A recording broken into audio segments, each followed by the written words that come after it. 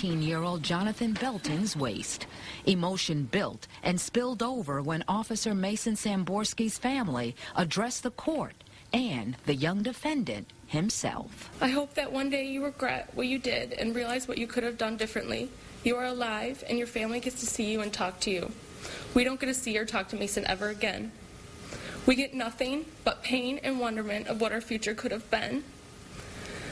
Jonathan Belton, you shattered my happiness, my hopes, and my dreams. Meeting with his family, but did allow him to speak to them in open court. We know what really happened. I know what really happened. The Lord knows what really happened. I love you all to death. And I'm going to see y'all soon. Defense attorney Jeffrey Feigerling striking down life sentences for youthful offenders. In the meantime, after spending 2 years in the county jail, Jonathan Belton is being transferred to state prison. From Pontiac, Val Clark, Channel 7 Action News. This is actually their first full day of deliberations, and jurors want key evidence. They want to take a look at the gun, they want to review some testimony, and they want to see all of the crime scene photos. In reviewing the testimony, that's testimony of one of Jonathan Belton's friends. Now, she lived at the Oakpark apartment building where Officer Mason Samborski was either murdered or accidentally shot himself. The attorneys do have concerns about the jurors' requests, and the judge agrees they should not handle the gun unsupervised. I discussed this with the lawyers on the record. They are reluctant to, and as am I, to let you have the gun and holster alone in the jury room. Yes, it's disabled. Stranger things have happened than accidents. And plus, we don't want you conducting any experiments with it.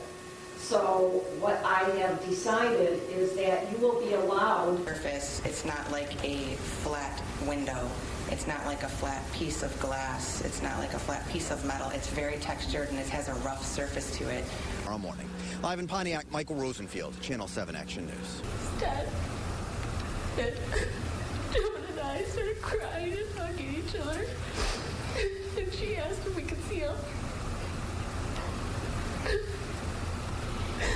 Why don't you just take a moment, please? During cross-examination, attorney Jeffrey Feiger tried to show that this was a terrible accident and that the officer's gun went off accidentally.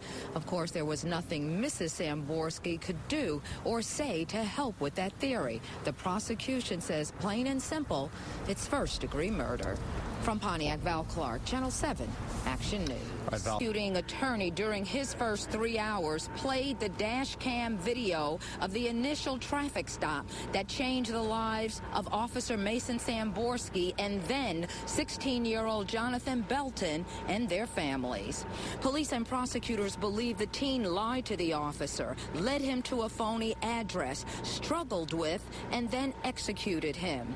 But during his 3.5 hours of exhausting closing arguments, attorney Jeffrey Feiger said the officer's gun went off accidentally and called the whole case one grand cover-up with no real evidence. Someone must pay, even if it's an innocent black child. Somebody's got to go to the penitentiary to avenge this death, even if no one is to blame. So you got half-truths. You get half-stories.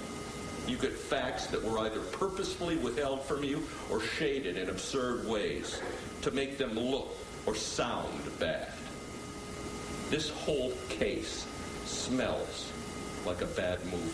The defendant, Jonathan Belton, in this case, is a murderer not because of the police, but because of the choices he made, because of the decisions Jonathan Belton made on December 28th, just after midnight of the year 2008. If you really want to go back there and say, the Oakland County Sheriff's Office, the Oakpark Police, the Oakland County Medical Examiner, the Michigan State Police Crime Lab, all these agencies, all these individuals, the Oakland County Prosecutor's Office are all out to get somebody.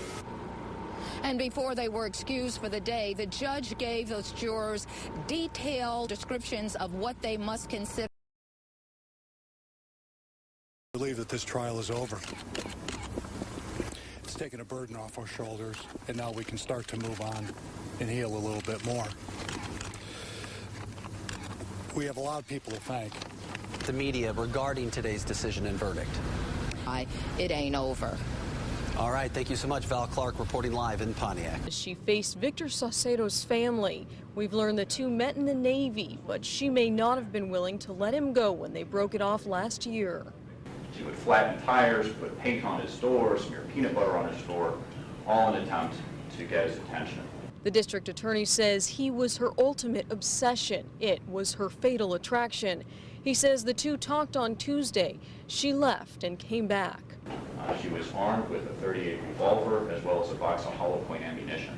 His ex-fiancee, Zulema Reyes, says it should have been stopped sooner, and he filed reports, but nothing happened. Now, we all knew what she was doing, and her kids. She says she won 2 years before he found out. Her 9-year-old Stephen Barry in court again today. There is no evidence. Listen, look, because he's someone actively killing. Find stimulus, meaning gunshots, screaming, things of that nature. So you saw the officers when they came in, and they kind of went down the hall. Then he came back and made a left go up. That was because of the wounded in the hallway outside of the bathroom. And they went up there, got whatever information they could, and the young victims there, are pleading for them to help them.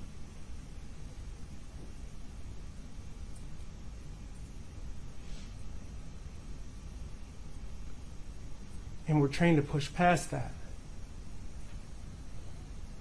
and find him.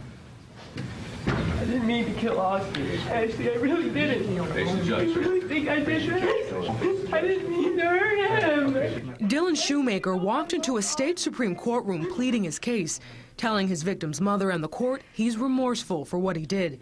Shoemaker was sentenced Friday for beating 23-month-old Austin Smith last March. Before the sentence was handed down, Shoemaker and his defense attorney fought for the minimum sentence, 15 years to life. I can't take back what was done. I wish I could. I would give my life for Austin. I loved him a lot. Austin Smith was completely defenseless. That's a given. But there were other dynamics at work there, including my client's inability to either control his anger or frustration and his inexperience in babysitting. Based on his short life now, what is to say he won't do this again? Well, we don't know that. I think it's completely unlikely. It was a situational, circumstantial thing. In Judge M. William Bowler's last words to Shoemaker, he told the now 17-year-old that in his short life he's caused so much despair to so many people.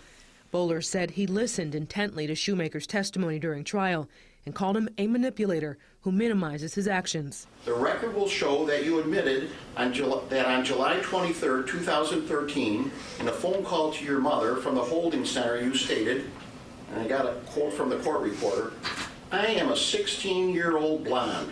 Probably all I have to do is cry in front of the jury, and they're going to feel sorry for me," end quote. Afterwards, Shoemaker was sentenced to 25 years to life.